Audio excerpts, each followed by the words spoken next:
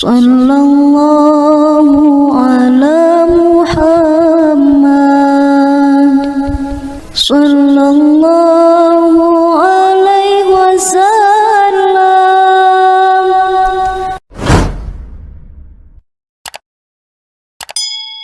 Assalamualaikum warahmatullahi wabarakatuh.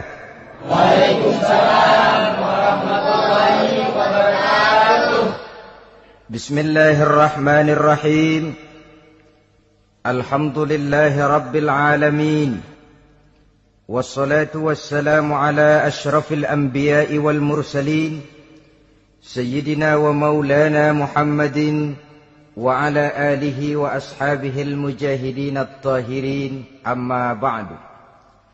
Saudara-saudara kaum muslimin rahimakumullah. Pada pertemuan kali ini kita akan membicarakan riwayat Nabi Adam alaihi salam.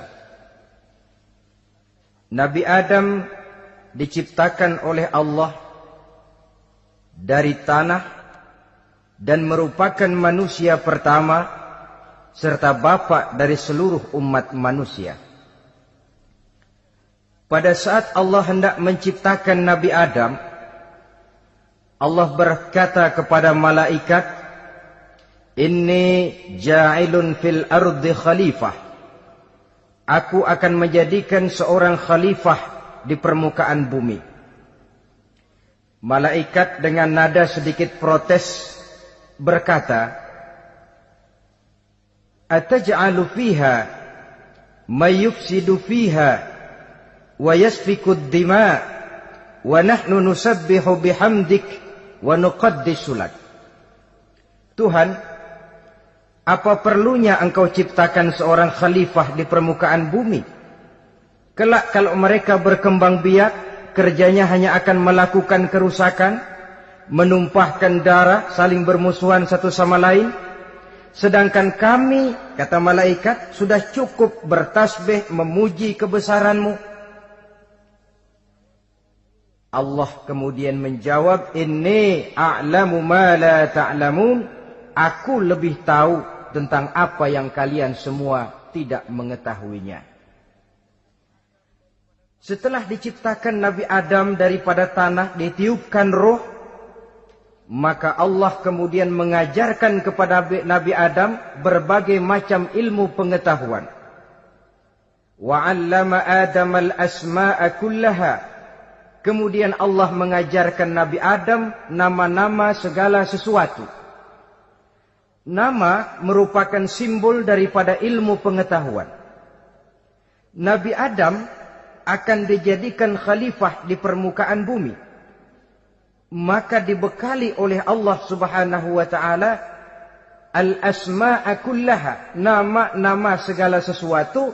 Yang dimaksud di sini ialah al-ulumal katsirah, ilmu pengetahuan yang banyak. Malaikat pada mulanya protes. Kami kan sudah cukup bertasbih Tuhan. Kami kan sudah cukup memujimu. Untuk apa lagi membuat manusia sebagai khalifah di permukaan bumi? Seolah-olah malaikat tidak setuju. Allah yang maha tahu rahasia segala sesuatu memberikan vonis, aku lebih tahu tentang apa yang kalian semua tidak tahu. Oleh karena Nabi Adam dipersiapkan untuk menjadi seorang khalifah di permukaan bumi, maka dibekali oleh Allah dengan ilmu pengetahuan. Begitu Nabi Adam dan begitu kita. Karena bukan cuma Nabi Adam, kita pun oleh Allah dijadikan sebagai khalifah-khalifah di permukaan bumi ini. Yang nilai kekhalifahan kita bergantung kepada kondisi kita masing-masing. Ada orang yang menjadi khalifah level internasional, menjadi pemimpin dunia Islam. Ada orang menjadi khalifah level nasional saja. Ada khalifah tingkat kota saja. Ada khalifah tingkat kecamatan. Ada khalifah tingkat RW, RT, sekurang-kurangnya khalifah untuk tingkat rumah tangga masing-masing. Nah, tanpa membekali diri dengan ilmu pengetahuan, jangan berharap kita akan bisa melaksanakan tugas sebagai khalifah di permukaan bumi ini. Apapun saja, Nabi mengajarkan man aradad dunya fa'alaihi bil ilmi wa man aradal akhirata fa'alaihi bil ilmi wa man aradahuma fa'alaihi bil ilmi. Siapa yang menginginkan dunia harus dengan ilmu, yang menginginkan akhirat juga harus dengan ilmu, yang menginginkan dunia akhirat juga harus dengan ilmunya. Tanpa dasar ilmu, maka manusia tidak akan bisa menjalankan tugas kekhalifahan. Setelah diajarkan Adam nama segala sesuatu, dikonfrontir, dihadapkan dengan malaikat. Hei malaikat, kalau tadi kamu bilang buat apa perlunya menciptakan khalifah? Nih bentuknya. Adam. Sekarang hei malaikat, coba kamu sebutkan nama segala sesuatu ini yang ada di sini ini. Malaikat berkata, Subhanaka la ilma lana illa ma 'allamtana. Ya Allah, kami tidak punya ilmu, kami tidak tahu semua itu kecuali apa yang telah Engkau ajarkan kepada kami. Kalau kamu tidak sanggup, Adam, sebutkan nama-nama semua itu. Adam menyebutkannya dengan lancar. Ketika itulah Allah memerintahkan malaikat untuk sujud kepada Nabi Adam alaihi salam. Sujud di sini bukan sujudul ibadah, sebab sujud ibadah kepada yang selain Allah haram. Tapi sujud di sini sujudut tawadhu' i'tirafan bifadli Adam. Sujud merendahkan diri sebagai pengakuan terhadap keutamaan dan kelebihan Nabi Adam. Maka orang yang banyak ilmunya lebih utama dari orang yang hanya banyak ibadahnya. Bahkan iblis lebih takut kepada orang alim yang sedang tidur daripada orang goblok yang lagi ibadah. Model ini diceritakan dalam Ihya-nya Imamul Ghazali. Iblis masuk ke masjid mau menggoda orang lagi sholat. Sudah masuk di pojok masjid, dia lihat orang lagi tidur. Ngacir iblis keluar, cepat benar. Pucat mukanya. Ketemu di jalan sama temannya. Kenapa lari, Mas?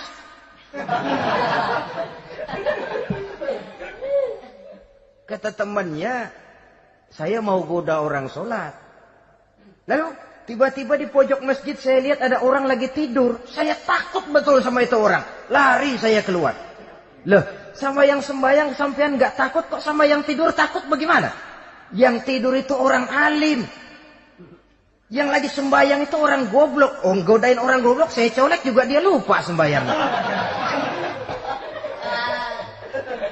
Tapi orang alim ini saya takut betul. Lah kalau diukur dengan malaikat waktu itu Nabi Adam, ibadahnya lebih banyak malaikat, jelas. Sudah bertasbih, sudah bertahmid malaikat. Nabi Adam baru diciptakan. Tapi kenapa Allah perintah malaikat sujud kepada Adam? I'tirafan bifadli Adam. Keutamaan Nabi Adam. Pantas untuk diserahi tugas sebagai khalifah mengatur kehidupan di muka bumi. Kalau malaikat yang jadi khalifah di dunia ini, nggak rame dunia. Coba, malaikat, material, harta nggak perlu. Seksual nggak perlu. Dunia ini hambar. Justru dunia ini menjadi ramai setelah manusia diberikan fungsi sebagai malaikat, sebagai khalifah oleh Allah Subhanahu wa taala. Saudara-saudara kaum muslimin rahimakumullah, setelah nyata kelebihan Nabi Adam, maka Allah perintahkan Nabi Adam tinggal di surga dengan segala kenikmatan yang ada di dalamnya. Tapi lantaran sendirian, kesepian Nabi Adam ini. Allah Maha Tahu, maka diciptakannya pasangannya, yaitu Siti Hawa dari tulang rusuk yang sebelah kiri. Sehingga Nabi pernah pesan begini, Istausu bin nisa fa innahunna khuliqna min dhil'in. Hati-hati kamu ngadepi perempuan. Yang tolong dengar nih yang laki-laki, yang perempuan belaga budak aja dulu lah. hati-hati kamu ngadepi perempuan. Fa innahunna khuliqna min dhil'in, karena perempuan diciptakan dari tulang rusuk sebelah kiri. Apa watak tulang rusuk? Tulang rusuk itu kan bengkok. Perempuan tuh begitu, didiemin aja bengkok terus, dikerasin patah.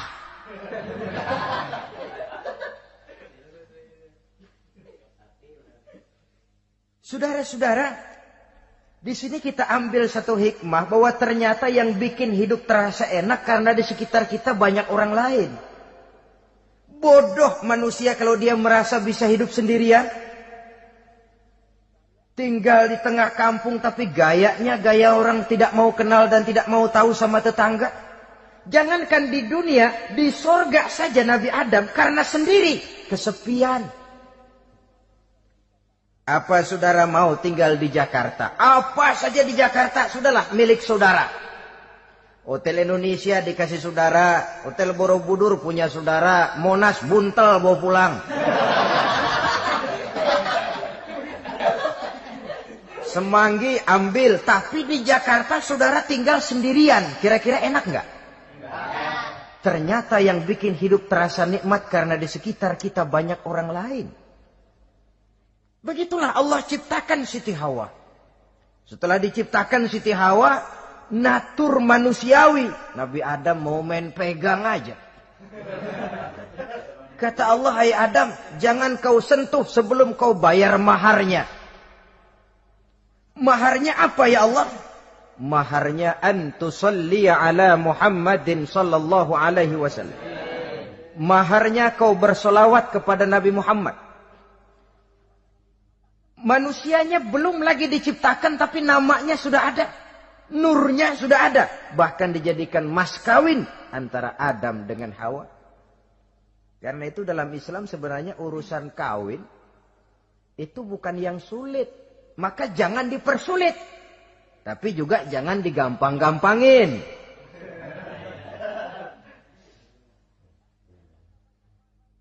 Artinya yang namanya mahar ini, walaupun cuma sebentuk cincin besi kalau orang sangat tidak mampu.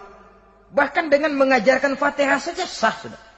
Saya terima nikahnya Fulanah binti Fulan, dengan mas kawinnya saya ajarkan dia surah Fatihah. Kalau memang kere betul, tidak punya apapun, sah sudah itu.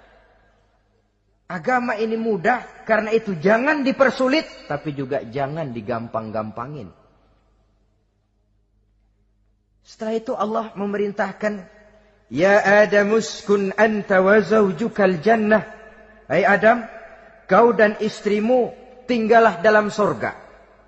Wa kula minha ragadan haitsu syi'tuma. Segala makanan yang ada di dalamnya boleh kau makan. Pakaian yang aneka warna boleh kau pakai. Nikmati seluruh fasilitas yang ada di sorga ini. Cuma atu aja Adam. Yang lain boleh dah. Mau ngapa pakai atu aja jangan. La taqraba hadhihi syajarah. Jangan kamu dekati pohon khuldi itu. Dekat saja jangan. Apalagi sampai metik. Jangan Adam. Saudara, ma'asyiral muslimin, itulah watak manusia. Kalau ada 10 persoalan, yang 9 boleh, yang 1 tidak boleh, yang tidak boleh yang bikin dia penasaran. Gua pengen tahu ngapa kagak boleh sih. Timbul penasaran. Apalagi iblis selalu berusaha. Sebab pada waktu malaikat disuruh sujud, semuanya sujud kepada Adam. Iblis tidak mau sujud. Tuhan tegur, iblis, kenapa kamu tidak mau sujud? Mana mungkin Tuhan. Saya akan dibikin dari api, kata iblis. Adam dari tanah. Unsur api lebih mulia dari unsur tanah. Masa saya harus tunduk kepada Nabi Adam? Gengsi dong. Adam kan anak kemarin sore, baru dibikin. Masa saya harus tunduk kepada orang yang macam itu? Ini kan perintah aku iblis. Kalau kau tidak mau tunduk, keluar dari sorga ini. Terusir iblis dari sorga karena kesombongannya tidak mau sujud kepada Adam. Nah, logika, Kalau udah di sorga aja sombong diusir, apalagi yang masih tinggal di pinggir kali sombong.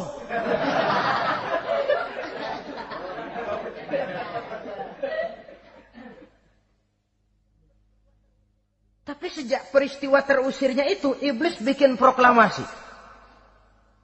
Apa proklamasi iblis? Rabbi fanzirni ila yaumi yub'asun. Ya Allah, gara-gara Adam saya diusir dari surga. Saya minta kepadamu ya Allah, beri saya kesempatan sampai hari manusia dibangkitkan. Kata Tuhan, innaka minal munzarin. Oke, silakan. Mau apa iblis? Rabbi bima aghwaytani la uzayyinanna lahum fil ardi wa la ughwiyannahum ajma'in. Ya Tuhan, disebabkan engkau telah menyesatkan aku, akan aku hiasi mereka manusia dengan kejahatan yang ada di muka bumi ini, dan aku akan sesatkan mereka semua. Ini proklamasi iblis. Gara-gara Adam saya terusir dari surga, maka sejak saat ini Adam dan seluruh keturunannya musuh bebuyutan saya. Akan saya lakukan segala macam cara untuk menggelincirkan manusia agar mereka menjadi orang yang engkau murkai ya Allah. Kemudian Allah memberikan jawaban. Dialog ini saudara bisa lihat dalam surah Al-Hijr ayat 40, 41 sampai 44. Kata Allah apa? Inna ibadi laisa laka alaihim sultanun illa man ittaba'aka minal ghawin. Silahkan iblis. Yang lain barangkali bisa kau goda. Kecuali hamba-hambaku yang benar-benar hambaku, engkau tidak akan punya daya tipu mereka. Engkau tidak akan punya kemampuan menggelincirkan mereka. Kecuali kalau memang mereka sudah mau ikut pengaruhmu. Sepanjang mereka benar-benar menjadi hambaku, kata Allah. Hamba Allah yang sebenarnya, mereka di luar kekuasaanmu iblis. Tapi kalau mereka sudah turun menjadi hamba harta, hamba dunia, hamba pangkat, budak jabatan, mereka itu yang bisa kau gelincirkan. Selama mereka masih tetap sebagai hambaku, kata Allah, mereka di luar jangkauan kekuatan dan kekuasaanmu iblis. Nah, sejak saat itu kan iblis selalu nyari jalan, nyari lantaran bagaimana Adam nih supaya dia tergelincir. Gara-gara dia saya diusir dari surga. Nguping terus iblis. Sampai akhirnya dia dapat berita tentang dilarangnya Nabi Adam mendekati pohon khuldi itu. Satu hari dengan muka sedih. Ya, iblis itu the best actor. Aktor ulung dia. Dengan roman muka sedih. Dia datang kepada Nabi Adam dan Siti Hawa. Kata Nabi Adam, iblis, ente kok tampangnya demek amat sih?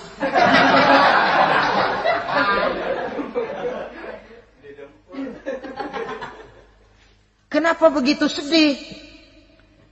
Adam, saya sebenarnya tidak ada yang bikin saya sedih. Cuma saya dapat berita bahwa engkau tidak akan selamanya di dalam surga ini. Wah Adam, kalau engkau bisa tetap tinggal di surga bersama istrimu, alangkah bahagianya saya, kata iblis. Tapi saya dapat kabar, ente nggak bakalan lama-lama di surga. Buktinya ente dilarang makan buah khuldi.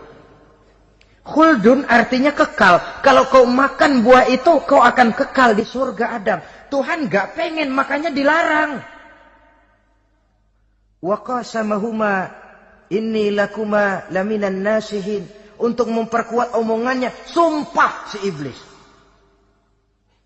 Bener Dam, saya sih ngomong cuma buat kepentingan ente. Saya sayang sama ente. Oh, yang tahu cuma saya dah. Bicaranya seolah-olah untuk kepentingan Nabi Adam. Sebenarnya tujuannya tidak lebih menjerumuskan Nabi Adam. Begitu iblis zaman dulu, zaman Adam. Dan begitu iblis zaman sekarang. Seolah-olah bicaranya untuk kepentingan umat Islam. Tapi sebenarnya tujuannya ngelecehin.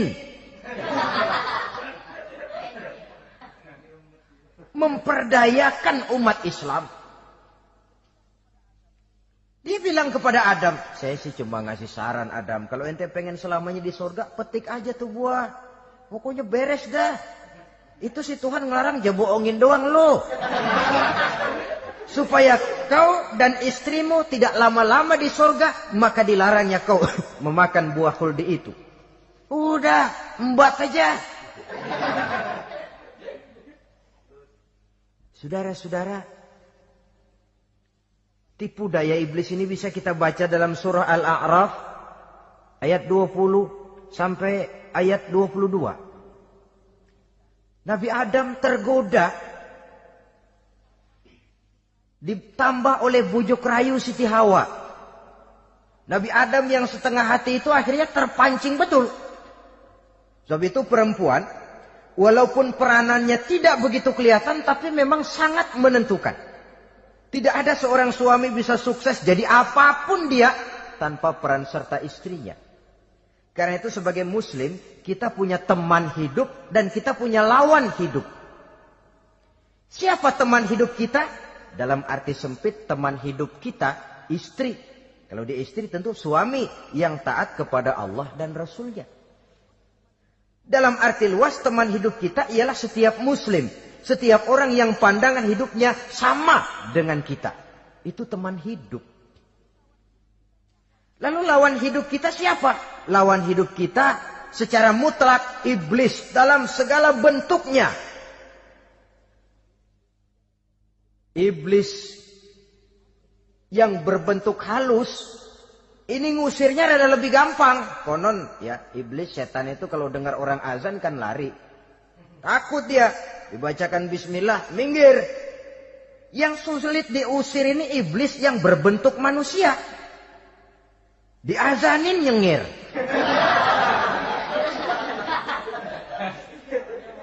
Gawat ini. Saudara-saudara, ini musuh dalam artian mutlak. Sedangkan musuh dalam artian ideologis, setiap orang yang pandangan hidupnya tidak sama dengan kita. Bahasa langsungnya, setiap orang di luar Islam secara ideologis, ya. Adapun secara manusiawi, kita tetap toleransi, saling menghormati, setuju dalam perbedaan pendapat, kembali kepada prinsip lakum dinukum. Kewajiban saling menghormati sesama manusia, tapi secara ideologis tidak ada kompromi. Begitulah Nabi Adam tergoda. Dan begitulah iblis selalu menggoda keturunan-keturunan Nabi Adam sampai kepada kita sekarang ini. Tiap kali kita hendak melakukan berbagai kebaikan, iblis ini mulai bisik, kasa, kusuk, kesek. Saudara tadi dari rumah mau berangkat niat dengerin ceramah macam ini. Apa dikira iblis enggak? Wah, gatal iblis. Kata iblis, alah jangan bertingkah lah dengerin ceramah. Ceramah mah urusan 70 ke atas. Ente masih muda. Berjuang kita. Jihad, bismillah. Tidak, saya mau dengar ceramah. Berangkat kita ke tempat ini. Sampai di sini apa dikira iblis diam? Enggak. Dia bisikin lagi. Iya. Lo hadir ke sono dah. Cuma nyampe sono lo ngomong aja ngomong dah. Ustadz mah jangan didengerin. Ngomong aja udah. Perang lagi jihad. Saya nggak mau ngomong. Mau dengerin betul-betul. Kata iblis, iya lo dengerin dah, jangan ngomong, cuman pules.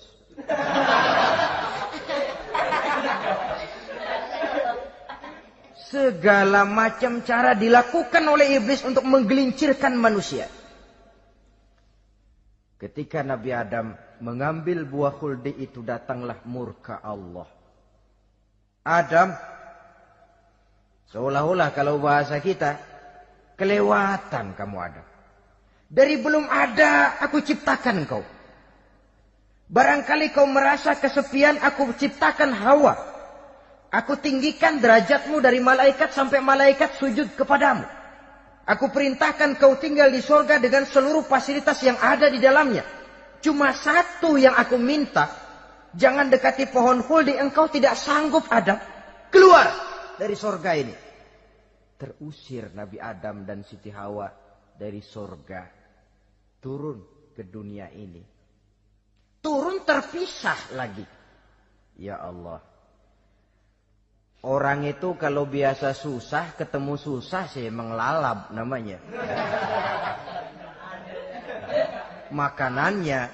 Tapi biasa seneng ketemu susah. Ini yang kalau tidak kuat mental. Tengoklah zaman sekarang kan nih. Kalau tuan-tuan rajin baca pos kota. Kayaknya nyawa murah bener. Pasal duit 100, nyawa hilang. Pasal diputusin pacar, begon ditenggak. Gantung diri pakai tali plastik. Murah betul kelihatannya jiwa itu. Sehingga pantas kalau Nabi pernah katakan irhamu salasatan minan nas. Sayangilah 3 macam manusia. Pertama, azizan zalla. Orang mulia yang jatuh hina. Pejabat tinggi kalau pensiun kesian bener. Ya Allah. Udah nggak ada yang ngasih hormat, tanda tangan nggak laku. Azizan zalla. Orang mulia yang jatuh hina. Yang kedua, ghaniyan qad iftaqara. Orang kaya jatuh miskin. Dari hidup serba ada jatuh melarat. Yang ketiga, faqihan yal'abu bihil juhal. Ahli fikih ngerti hukum tapi dipermainkan oleh orang-orang bodoh yang kebetulan punya kekuasaan. Kalau keluar fatwa sesuai dengan pesan sponsor. Yang halal bisa jadi haram, yang haram dibikin remeng-remeng. Ahli fikih dipermainkan oleh orang bodoh. Kasihan betul. Terpisah Adam dengan Hawa ini. Adapun Nabi Adam turun menyesal dengan seluruh kesalahannya. Sujud, taubat, menangis. Menurut riwayat 300 tahun beliau sujud. Seraya membaca Rabbana zalamna anfusana wa illam taghfir lana wa tarhamna lanakunanna minal khasirin. Ini doanya Nabi Adam. Ya Allah, kami telah zalim kepada diri kami sendiri. Andai kata engkau tidak kasihan, tidak memberikan ampun kepada dosa yang kami lakukan. Sungguh kami termasuk ke dalam golongan orang-orang yang rugi. Ini yang dibaca Nabi Adam dalam taubatnya. Di akhir taubatnya, Nabi Adam munajat kepada Allah. Ya Allah, dengan kebesaran Muhammad ampunilah dosa saya. Allah tegur, kaifa araftahu ya Adam walam akhluqhu. Dari mana kau bisa tahu nama Muhammad Adam padahal aku ciptakan saja belum manusianya. Kata Nabi Adam, pertama ketika engkau ciptakan saya, engkau tiupkan ruh ke dalam jasad saya, terbuka mata saya memandang ke bawah arasmu. Di sana nampak dengan jelas tertulis di kaki arasmu, La ilaha illallah Muhammadur Rasulullah. Taulah saya bahwa Muhammad ini orang yang paling dekat dengan engkau ya Allah. Sampai namanya bergandengan dengan namamu di kaki arasmu. Yang kedua, ketika saya hendak menyentuh Hawa, kau juga yang mengatakan jangan kau bayar maharnya sebelum kau bersolawat kepada beliau. Saudara hadirin yang saya hormati, Nabi Adam diterima taubatnya oleh Allah. Kemudian dipertemukan kembali dengan Siti Hawa setelah sekian lama berpisah. Pertemuan itu terjadi di satu dataran luas, di satu padang yang luas, yang sampai sekarang dinamakan dengan Padang Arafat. Tempat para ibadah haji melakukan wukuf, yaitu puncak pelaksanaan ibadah haji. Dan pertemuan itu sendiri terjadi di atas sebuah bukit kecil yang diabadikan dengan nama Jabal Rahmah di kawasan Arafat itu. Di atas Jabal Rahmah itu ada satu monumen kecil untuk mengabadikan pertemuan Nabi Adam dengan Siti Hawa. Lalu tinggallah keduanya di permukaan bumi ini. Oleh Allah diberikan karunia keturunan yang banyak. Dan tiap kali lahir kembar. Kembarnya laki perempuan, laki perempuan, laki perempuan. Dari sinilah berkembang biak manusia. Di mana di zaman Nabi Adam perkawinannya silang. Karena tentu tidak ada manusia lain. Perkawinan silang itu artinya, kalau si A dan B, A ini laki, B perempuan, kemudian lahir kembar kedua antara C dengan D, maka begitulah yang A dikawinkan dengan D, yang C dikawinkan dengan B. Perkawinan silang. Tidak boleh perkawinan yang kembar sama waktu dilahirkan. Nah, di antara putra-putra Nabi Adam yang kemudian juga membuat sejarah, yaitu Habil dan Qabil. Habil, saudara kembarnya namanya Labuda, perempuan. Qabil, saudara perempuannya Iklimah. Menurut hukum perkawinan waktu itu harus silang. Habil harus kawin dengan Iklimah dan Qabil harus kawin dengan Labuda. Tapi Qabil protes. Dia kepengen kawin dengan saudara kembarnya sendiri. Dalam arti yang sama-sama dilahirkan dengan dia, yaitu Iklimah. Kenapa? Karena kebetulan rupa Iklimah ini lebih cantik daripada Labuda. Protes kepada ayahandanya Nabi Adam. Abah, saya tidak terima, saya harus kawin dengan Iklimah. Tidak Qabil, kamu harus kawin dengan Labuda. Enggak mau. Kenapa dengan Labuda? Kurang kece.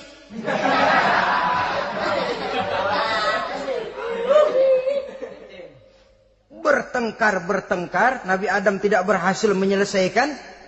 Lalu diserahkan saja kepada Allah. Kata Allah begini saja. Bikin korban. Kamu berdua, Habil, Qabil. Siapa yang korbannya aku terima, dia boleh kawin sama Iklimah. Ternyata korban yang diterima adalah korbannya Habil. Jadilah Habil kawin dengan Iklimah. Tapi Qabil tidak puas. Dendam kesumatnya timbul, iblis ngilikin. Kresek. Akhirnya dibunuh saudaranya Habil ini. Inilah sejarah pembunuhan pertama dalam kehidupan manusia. Qabil membunuh Habil. Habis dibunuh bingung. Bagaimana naruhnya ini mayat? Allah lalu memberikan petunjuk. Dalam Al-Ma'idah ayat 31 itu dijelaskan. Ada burung gagak berantem sama burung. Yang satu mati. Nah, oleh yang masih hidup, tanah ini dicakar-cakar sama kakinya dan sama paruhnya. Sehingga berbentuk lubang. Bangkai saudaranya itu dimasukin ke lubang itu, lalu diuruk lagi pakai tanah. Oleh cakar kakinya dan paruhnya itu. Sehingga Qabil, cara ini bisa. Itulah sejarah penguburan pertama dalam perkembangan manusia. Oleh karena itu, Nabi memberikan penjelasan, man sanna sunnatan hasanatan falahu ajruha wa ajru man amila biha wa fi riwayatin wa ajru man tabi'aha. Siapa orang yang melakukan satu kebajikan, dia akan mendapat pahala dan pahala dari orang-orang yang mengikuti kebaikannya. Misalnya saudara membentuk pengajian. Ramai pengajian saudara. 1000 orang yang datang ngaji, 1000 orang saudara dapat pahala. Sponsor kebaikan. Sebaliknya, wa man sanna sunnatan sayyi'atan falahu ismuha wa ismu man amila biha, ay wa ismu man tabi'aha. Siapa yang memulai suatu kejahatan, dia akan mendapat dosa dan dosa dari orang-orang yang melakukan atau mengikuti kejahatannya. Umpamanya saudara mengadakan pesta. Lalu dalam pesta itu terjadi segala macam maksiat. Maka seluruh maksiat yang terjadi malam itu di tempat itu, saudara ikut dapat dosanya. Kenapa? Sponsor. Tiap kali ada pembunuhan, Qabil dapat andil dosa. Kenapa? Sponsor. Tapi kalau dua orang muslim Ini masalahnya Habil nggak ngelawan kan, dibunuh. Tapi kalau dua orang muslim berkelahi, kata Nabi apa? Apabila dua orang muslim saling berbunuh-bunuhan, maka al-qatil wal maqtul finnar. Baik yang membunuh ataupun yang dibunuh, dua-duanya neraka. Sahabat heran, ya Rasul, kalau yang ngebunuh masuk neraka pantas, tapi ini yang dibunuh kenapa neraka juga? Soalnya sama-sama niat, cuman keduluan aja. Itu kan masalahnya. Andai kata dia nggak terbunuh, dia yang akan membunuh. Niat itu sudah ada. Nah kalau Habil ini dia tidak punya niat membunuh, dia memang dibunuh oleh Qabil. Saudara-saudara kaum muslimin rahimakumullah. Lalu dari situlah berkembang biak keturunan Nabi Adam alaihi salam. Sehingga dengan demikian bisa kita katakan sebagai satu konklusi. Pertama, bahwa manusia adalah makhluk Allah yang menempati kedudukan tertinggi. Dan berasal dari Nabi Adam sebagai manusia pertama. Dengan malaikat sekalipun, manusia sebenarnya lebih tinggi. Kapan? Kalau dia tetap benar-benar sebagai hamba Allah. Yang membekali diri dengan ilmu pengetahuan. Laqad khalaqnal insana fi ahsani takwim. Kami ciptakan manusia dalam bentuk yang paling baik. Dan ketinggian manusia itu tidak ditentukan oleh bahan-bahan dari mana manusia diciptakan.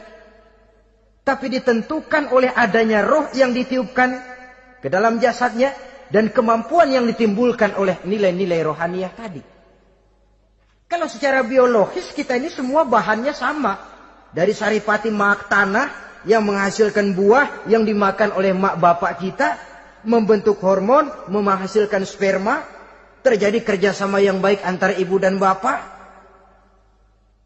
Sehingga kemudian melahirkan kita ke alam dunia ini. Secara biologis bahan kita sama. Dan tidak itu yang menentukan ketinggian manusia. Walaupun keturunan juga mempengaruhi. Sebab sekarang ada istilah ramai orang bicara bayi tabung. Dan majelis ulama sudah memberikan fatwa kalau spermanya itu berasal dari sang bapak, tidak jadi masalah. Tapi kalau dari orang lain, haram. Yang lebih celaka lagi di negara maju, tidak lewat proses alam rahim. Jadi dalam satu tabung yang diberikan suhu yang mirip dalam kandungan, di situ dipertemukan antara sperma, air mani laki-laki, dengan ovum, air mani perempuan. Diberikan suhu yang mirip dalam kandungan, dan itu diharapkan bisa menghasilkan manusia lewat tabung kaca itu. Saya tidak sanggup bayangkan kalau sekarang orang tanya usul asal-usul kita, kan kita masih enak jawab. Kamu anak siapa? Oh, bapak saya Fulan, ibu saya Fulana. Oh, kenal saya. Tapi manusia yang akan datang kalau proyek ini berhasil, bapakmu siapa? Enggak tahu, saya dulu keluar dari tabung, Pak. Rendah betul martabat manusia.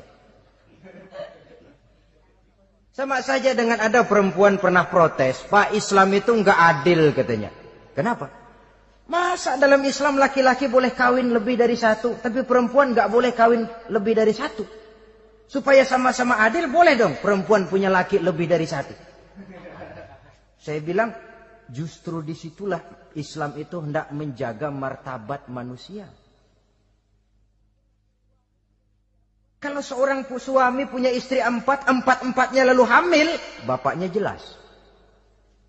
Tapi kalau perempuan satu punya suami 4 lalu hamil, bapaknya yang mana ya?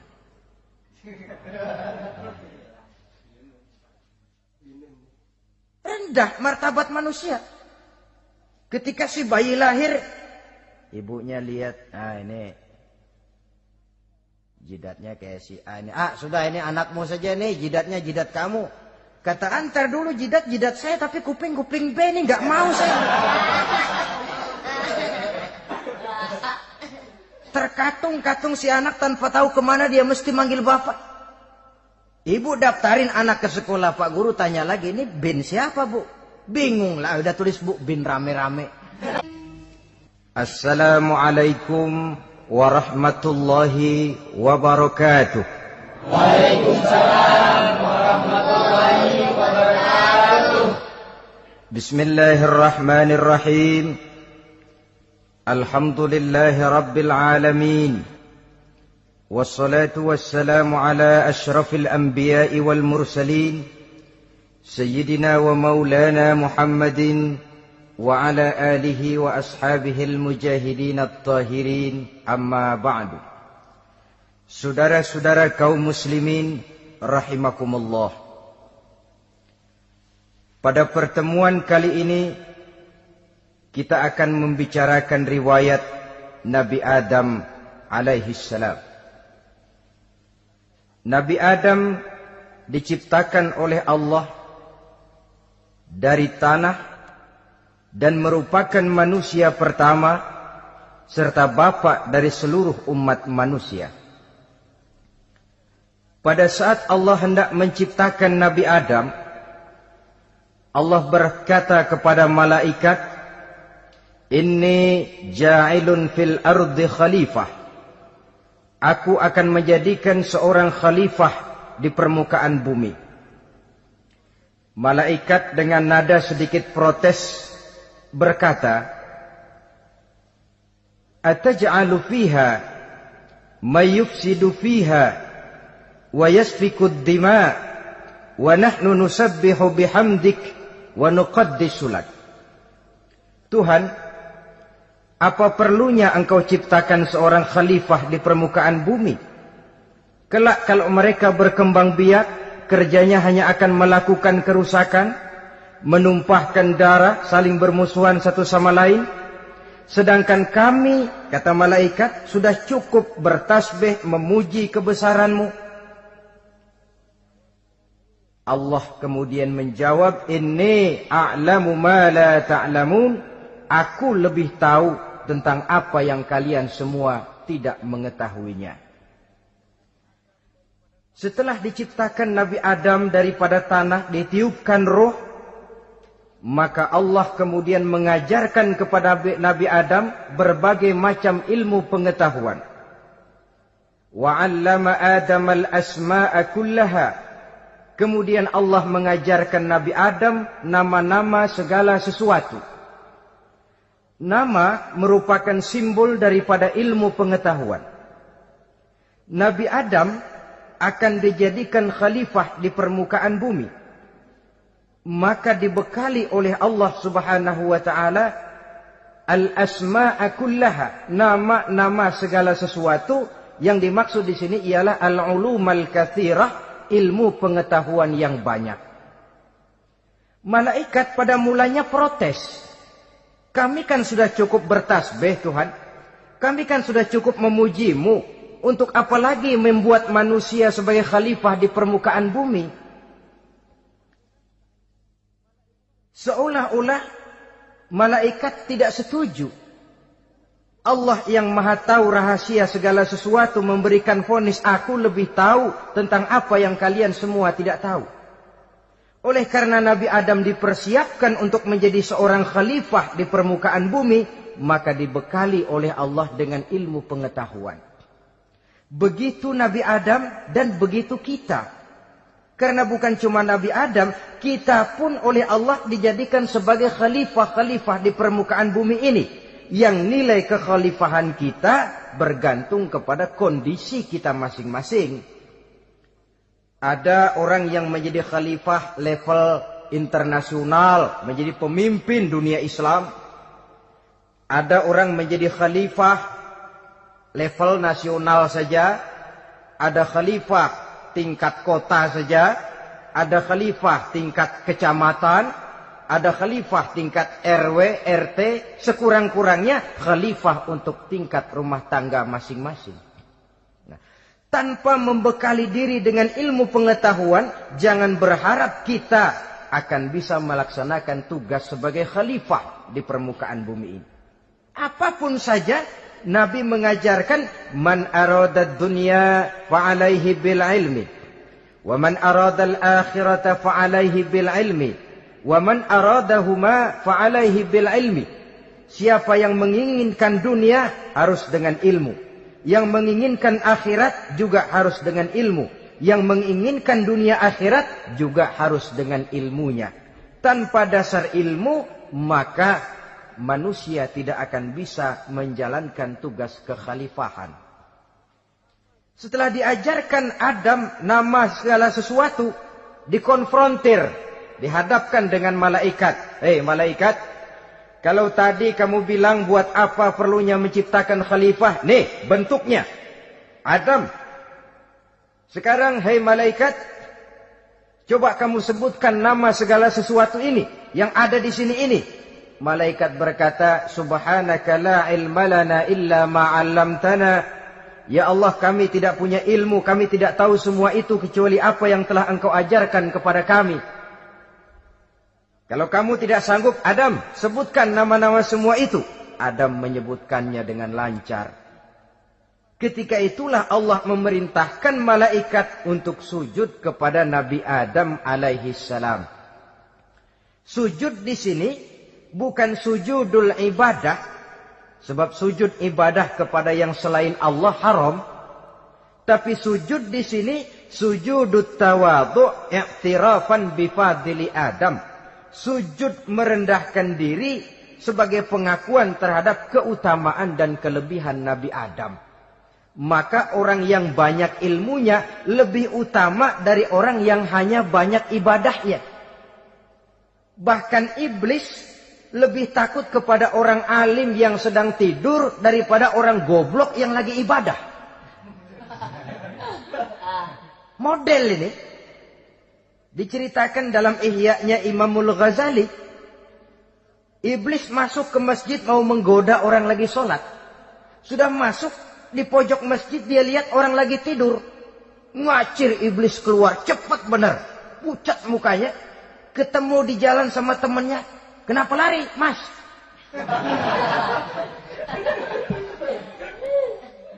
Kata temannya, saya mau goda orang sholat. Lalu tiba-tiba di pojok masjid saya lihat ada orang lagi tidur. Saya takut betul sama itu orang. Lari saya keluar. Loh, sama yang sembahyang sampean nggak takut, kok sama yang tidur takut bagaimana? Yang tidur itu orang alim. Yang lagi sembahyang itu orang goblok. Oh, godain orang goblok, saya colek juga dia lupa sembahyangnya. Tapi orang alim ini saya takut betul. Lah kalau diukur dengan malaikat waktu itu Nabi Adam, ibadahnya lebih banyak malaikat, jelas. Sudah bertasbih, sudah bertahmid malaikat. Nabi Adam baru diciptakan. Tapi kenapa Allah perintah malaikat sujud kepada Adam? I'tirafan bifadili Adam. Keutamaan Nabi Adam. Pantas untuk diserahi tugas sebagai khalifah mengatur kehidupan di muka bumi. Kalau malaikat yang jadi khalifah di dunia ini, nggak rame dunia. Coba, malaikat, material, harta nggak perlu. Seksual nggak perlu. Dunia ini hambar. Justru dunia ini menjadi ramai setelah manusia diberikan fungsi sebagai malaikat, sebagai khalifah oleh Allah Subhanahu wa taala. Saudara-saudara kaum muslimin rahimakumullah, setelah nyata kelebihan Nabi Adam, maka Allah perintahkan Nabi Adam tinggal di surga dengan segala kenikmatan yang ada di dalamnya. Tapi lantaran sendirian, kesepian Nabi Adam ini. Allah Maha Tahu, maka diciptakannya pasangannya, yaitu Siti Hawa dari tulang rusuk yang sebelah kiri. Sehingga Nabi pernah pesan begini, Istausu bin nisa fa innahunna khuliqna min dhil'in. Hati-hati kamu ngadepi perempuan. Yang tolong dengar nih yang laki-laki, yang perempuan belaga budak aja dulu lah. Hati-hati kamu ngadepi perempuan. Fa innahunna khuliqna min dhil'in, karena perempuan diciptakan dari tulang rusuk sebelah kiri. Apa watak tulang rusuk? Tulang rusuk itu kan bengkok. Perempuan tuh begitu. Didiemin aja, bengkok terus. Dikerasin, patah.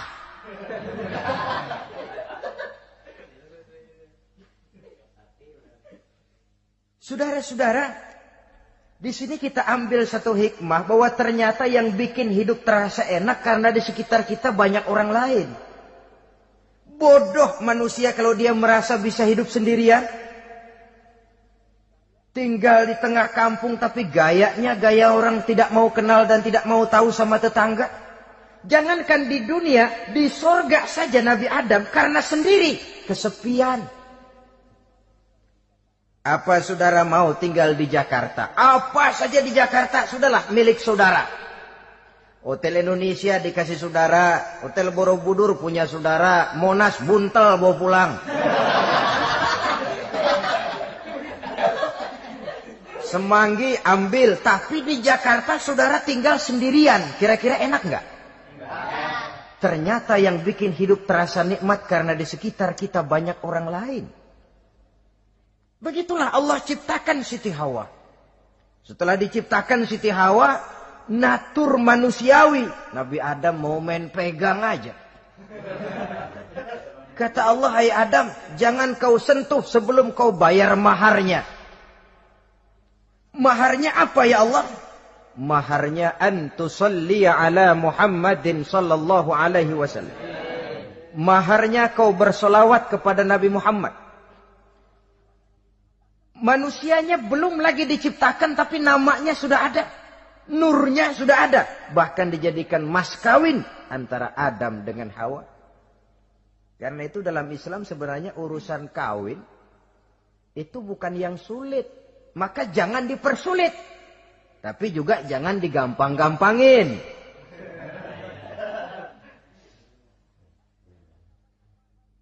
Artinya yang namanya mahar ini, walaupun cuma sebentuk cincin besi kalau orang sangat tidak mampu. Bahkan dengan mengajarkan Fatihah saja sah sudah.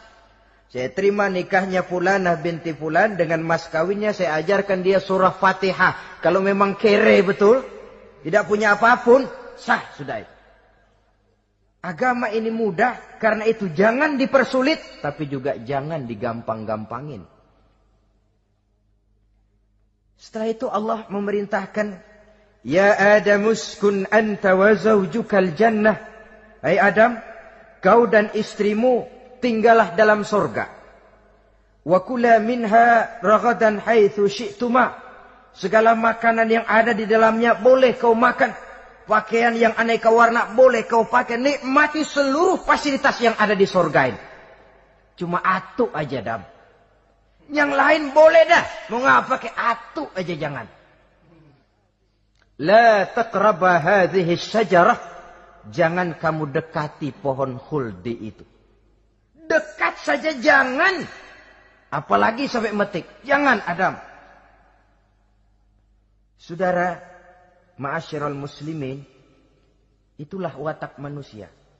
Kalau ada 10 persoalan, yang 9 boleh, yang 1 tidak boleh, yang tidak boleh yang bikin dia penasaran. Gua pengen tahu ngapa kagak boleh sih. Timbul penasaran. Apalagi iblis selalu berusaha. Sebab pada waktu malaikat disuruh sujud, semuanya sujud kepada Adam. Iblis tidak mau sujud. Tuhan tegur, iblis, kenapa kamu tidak mau sujud? Mana mungkin Tuhan. Saya akan dibikin dari api, kata iblis. Adam dari tanah. Unsur api lebih mulia dari unsur tanah. Masa saya harus tunduk kepada Nabi Adam?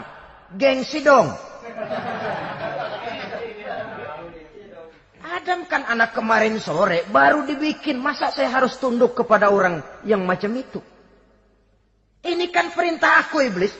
Kalau kau tidak mau tunduk, keluar dari sorga ini. Terusir iblis dari sorga karena kesombongannya tidak mau sujud kepada Adam. Nah, logika, kalau udah di sorga aja sombong diusir, apalagi yang masih tinggal di pinggir kali sombong.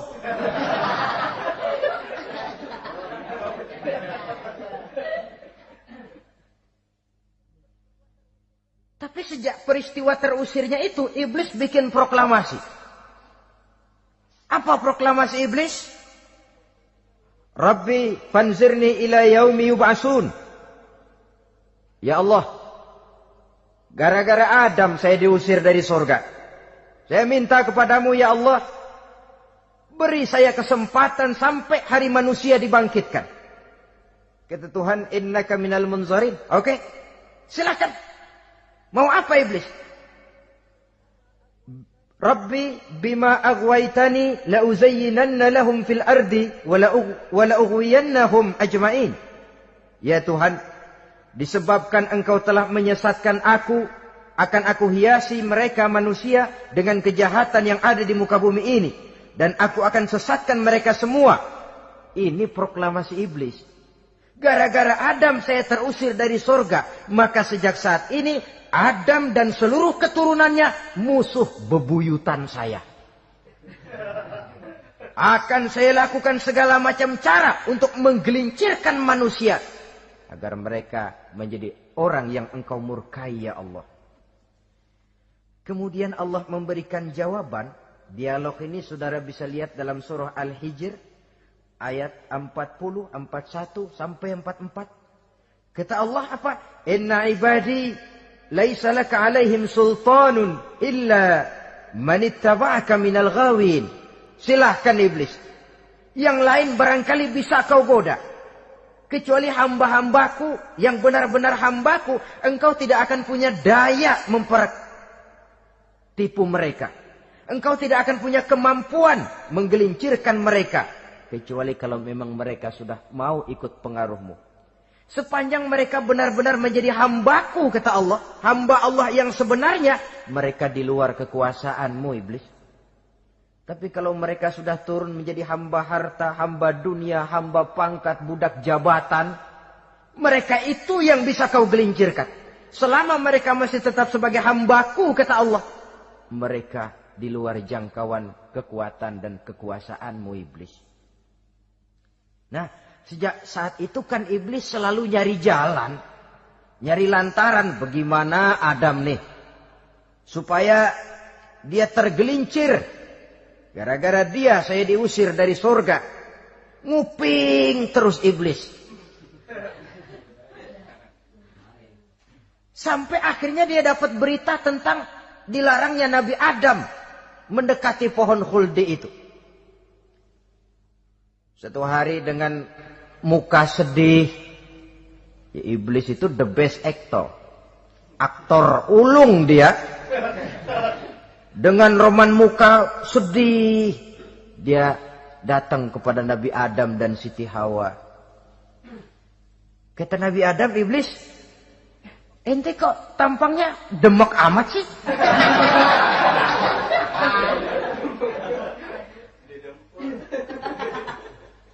Kenapa begitu sedih? Adam, saya sebenarnya tidak ada yang bikin saya sedih. Cuma saya dapat berita bahwa engkau tidak akan selamanya di dalam surga ini. Wah Adam, kalau engkau bisa tetap tinggal di surga bersama istrimu, alangkah bahagianya saya, kata iblis. Tapi saya dapat kabar, ente nggak bakalan lama-lama di surga. Buktinya ente dilarang makan buah khuldi. Khuldun artinya kekal. Kalau kau makan buah itu, kau akan kekal di surga Adam. Tuhan nggak pengen, makanya dilarang. Wa qasamahuma inni lakuma laminan nasihin. Untuk memperkuat omongannya, sumpah si iblis. Bener Dam, saya sih ngomong cuma buat kepentingan ente. Saya sayang sama ente.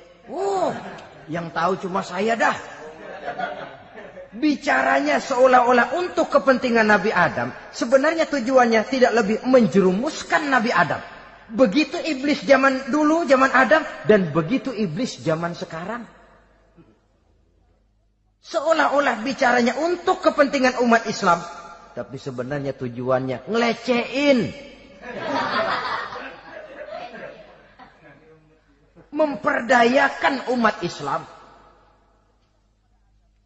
Dia bilang kepada Adam, saya sih cuma ngasih saran Adam, kalau ente pengen selamanya di surga, petik aja tuh buah. Pokoknya beres dah. Itu si Tuhan ngelarang aja bohongin doang lo. Supaya kau dan istrimu tidak lama-lama di surga, maka dilarangnya kau memakan buah khuldi itu. Udah, embat aja. Saudara-saudara, tipu daya iblis ini bisa kita baca dalam surah Al-A'raf ayat 20 sampai ayat 22. Nabi Adam tergoda, ditambah oleh bujuk rayu Siti Hawa. Nabi Adam yang setengah hati itu akhirnya terpancing betul. Sebab itu perempuan, walaupun peranannya tidak begitu kelihatan, tapi memang sangat menentukan. Tidak ada seorang suami bisa sukses jadi apapun dia tanpa peran serta istrinya. Karena itu sebagai muslim, kita punya teman hidup dan kita punya lawan hidup. Siapa teman hidup kita? Dalam arti sempit, teman hidup kita istri. Kalau dia istri tentu suami yang taat kepada Allah dan Rasulnya. Dalam arti luas, teman hidup kita ialah setiap muslim. Setiap orang yang pandangan hidupnya sama dengan kita. Itu teman hidup. Lalu lawan hidup kita siapa? Lawan hidup kita secara mutlak iblis dalam segala bentuknya. Iblis yang berbentuk halus, ini ngusirnya rada lebih gampang. Konon ya, iblis setan itu kalau dengar orang azan kan lari. Takut dia, dibacakan bismillah, minggir. Yang sulit diusir ini iblis yang berbentuk manusia. Diazanin nyengir.